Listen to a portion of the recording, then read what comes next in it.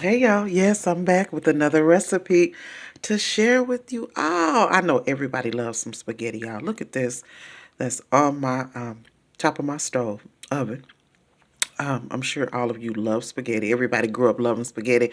Everybody still loves spaghetti. So spaghetti now, you can do it every kind of way. You can do some lobster spaghetti, shrimp spaghetti. You can do all the Alfredos. You can do the rigatonis. You can do all the macaronis. You understand what I'm saying? You can do everything. But today, we're using regular hood style. I call it a hood style pasta because it's just so good. It's just thick and hearty. And it's a stretch meal that today is Tuesday. I won't be cooking again till Sunday or Monday. It's just simple as that because there's still some wings in there. And then now the spaghetti and the garlic bread will be in there. So, anyway, smoked sausage. Now, I told y'all I like it with the skin on. But unfortunately, somebody went and got me one little pack of the one without the skin. And I always tell the little girl to, my daughter, to give me, always give me the natural stuff. It tastes better. So even if it's generic, give me the natural casings of everything. So, and I chop them up. It don't have to be chopped up fancy unless you're just doing something spectacular for photos and stuff like that. But I do photos, and I still think my stuff looks incredible. So I chop my sausage up any kind of way, as long as it's chopped up and it's chewable and bite size almost, but sometimes a little bigger because sometimes that's all you want. Okay, so this is going into. Okay, I'm gonna go in order. Here's the beef. Yeah, I take my time with this beef. I don't overcook it. You know how some people brown the beef and it's like, what kind of meat is this? Is this some tissue we eating on? A napkin? What is this? What is it? So yeah, you want it to be flavorful and in its still natural, taste without it being pink. So this is being cooked slow. I'm gonna put a top on it and after, a little while, I'm gonna let it just kind of simmer down on low and let it cook in its own grease before, of course, you drain it. Because, you got to drain that grease. I'll be patting mine down, too, because I'm not just having all that going in. Here are all your seasonings. You can use whatever season you want. I'm not going to put a whole cabinet full of seasonings on here for you all to say you like or don't like. Use what you want. That makes it even more personal. But I do put a lot of onions and bell peppers in a lot of my stuff. So I used red onions and I used a small yellow, but I used a half of medium sweet onion.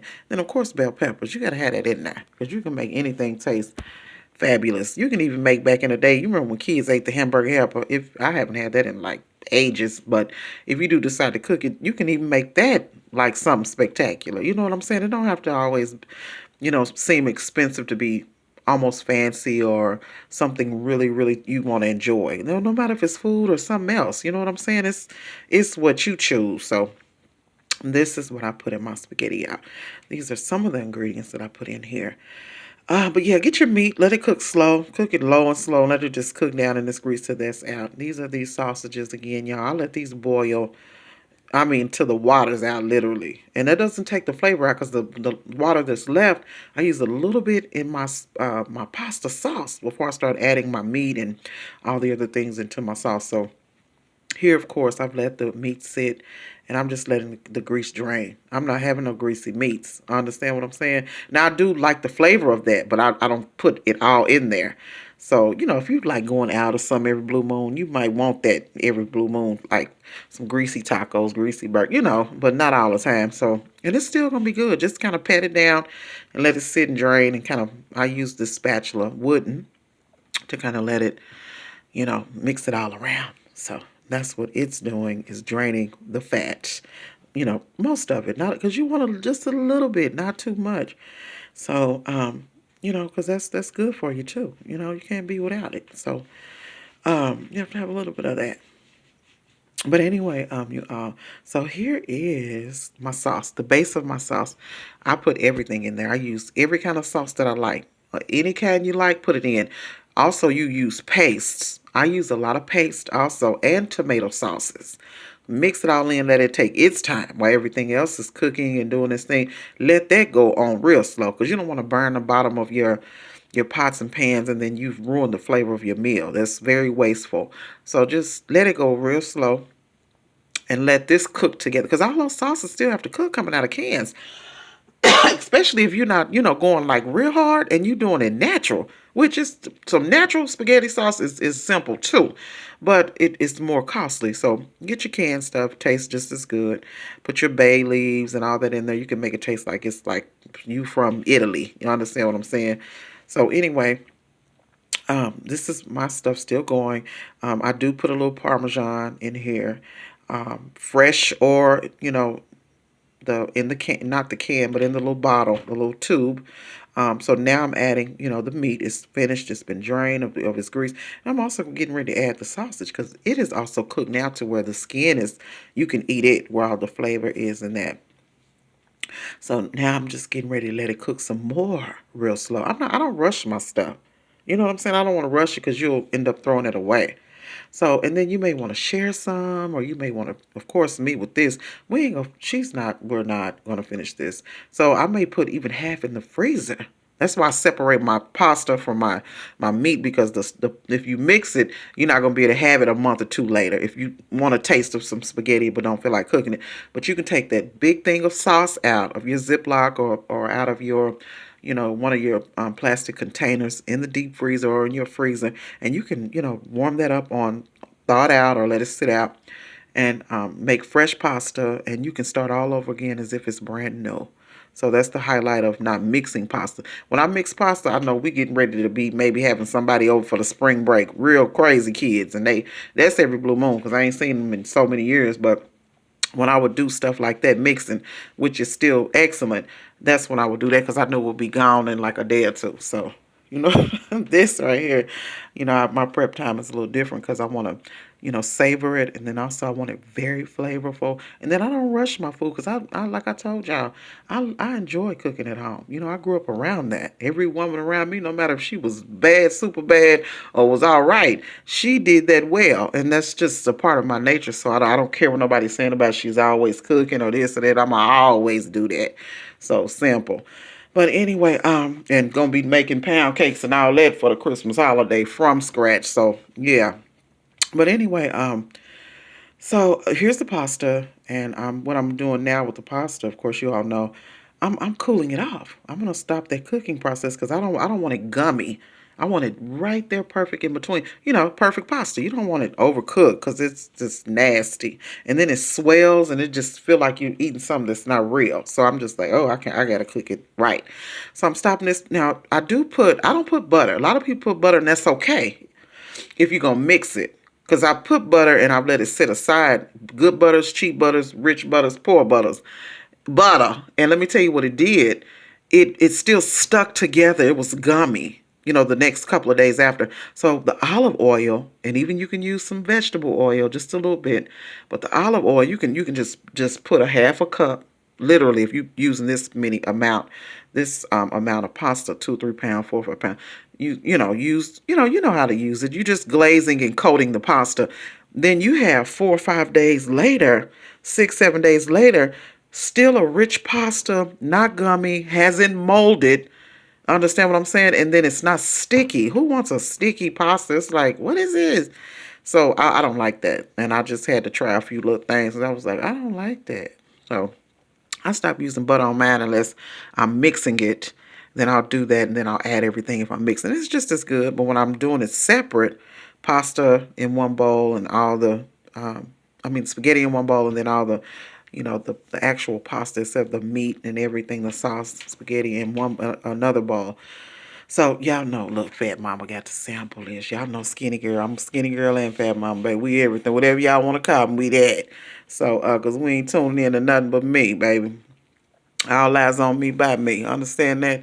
So, yeah, love it. And if you don't, then, I can't make you. And that's okay, too. So, but anyway, y'all know I had to sample a little bit and have my little girl sampling some. So, I'll put it in this bowl. And I'm getting ready to plate it very beautifully at the end for y'all to enjoy. But, yeah, we got to mix it up. You can use, like I said, fresh pumpkin. Now, this is my garlic bread. Get you a loaf of a fresh loaf of French bread. Now I slice mine in half because I want to have more. And so this is budget friendly again, this loaf. real French bread, and they make it fresh. They don't have it sitting out, I don't think, over 48 hours, 24, 48 hours, y'all. So you can go right in there and look at the date and get it, and I get it fresh as soon as it's done and put in the bag. Here's the butter. Use as much butter as you want. You can never have too much butter. Literally, just you can't. So just, and I know that, you can't have it all the time, but when you do it, just overdo it. So get your butter, and of course, you got to have your basil. For me, I don't just do regular, from scratch French bread at home. I got to have the basil, the fresh Parmesan, the Parmesan in the can, the garlic, fresh garlic, and the garlic in the, baby, everything. You understand what I'm saying? So fresh garlic is minced very well. It's almost like a paste in this basil pesto also with the butter. And then I'm going to take my time coating it. This basil got to be drenched on y'all's French bread, y'all. So I'm going to take my time coating it on the garlic bread. You understand what I'm saying? Because that's what's going to give it its best flavor. Don't cook that over maybe 200. You don't even want it toasted. You just want whatever's on top of it to just glaze and then take it out because the bread is already done. They've already made it for you. You're just cooking whatever ingredients you put on top. Don't take long for butter to toast and cheese to melt if that's what you're putting on there, because you don't want to overcook it because it's going to be nasty. So I like mine good. So, but anyway, y'all do both sides. So I'm basing the back sides also of this French bread with the pesto, the basil pesto, the garlic, everything in there, baby. Like plenty of butter. Understand what I'm saying? Just it's going down on top, on the bottom, whichever, it don't matter. So, and then here it is. It looks a little hot mess, but it's getting ready to go in the oven and just be wonderful. And sometimes you can just have a little bit of this right here, just like a little piece. And then you may not even want the pasta. You just may want a little bit of the sauce because I make it so good. Just put a little bit of the salsa and then and then dip, a little piece of bread in there. And that's filling. You ain't always got to have a big old bowl of pasta. See, and that's another reason why I don't do spaghetti all the time, because I make it so good to where you want to overeat it and you just be eating. But y'all, that's why every blue moon I do a spaghetti or lasagna, because I know we go overboard when I do my Italian dishes. And that's even my Alfredos that are excellent, and my stuffed seafood dishes that, we add Italian things in it, the real stuff. So I make sure that, that's every blue moon, because I know you kind of go overboard sometimes with that. So we don't do spaghetti every month, babe. We don't even do it, and we don't do it every week. We don't do it every month. It's literally every blue moon. Like my lasagnas, every blue moon, because I know when I take my time. It's gonna be, we gonna want to overdo it. You gonna want to have some in the middle of the night, which is a no-no as a woman. You gonna want to have some in the morning. You gonna want to have some when you come.